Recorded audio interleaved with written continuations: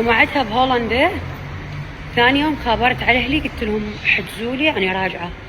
بوقتها بكيت بكي على هاي الاغنيه. رجعتني من هولندا قبل 10 سنوات للعراق، مفروض استقر هناك. دمرتني لساني اتذكرها. سمعتها بهولندا. ثاني يوم خابرت على اهلي قلت لهم حجزوا لي انا راجعه. حجزت من هولندا لعمان للعراق، كان ترانزيت.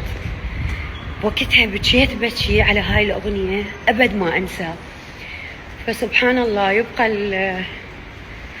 يبقى الإنسان ابن بيئته يحن لكل التفاصيل الصغيرة اللي عاشها ويا أهله ويا ناسه. دائما أقول الله يعين العالم اللي طالعين برا ومجبرين، يمكن ربما ظروف الحياة جبرتهم أو هي هيك صارت، اللي قسمتها اللي اجاها نصيب وتزوجت، اللي كذا. السلام عليكم، شلونك ابويا؟ فها هي ذاتس ات. انا اموت عليكم، حتكمل الجلسه وانزل لكم تفاصيل الفيديو والصور. عمري شوفوا سبحان الله، احنا العراقيين مشاعرنا كلش هشه واحساسنا مرهف ومترف.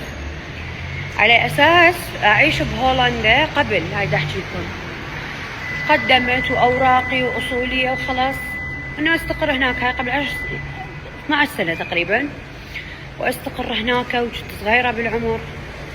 هاي الاغنيه لساني اتذكرها. سمعتها بهولندا. ثاني يوم خابرت على اهلي قلت لهم حجزوا لي انا راجعه. حجزت من هولندا لعمان للعراق، كان ترانزيت. وقتها بكيت بكي على هاي الأغنية أبد ما أنسى.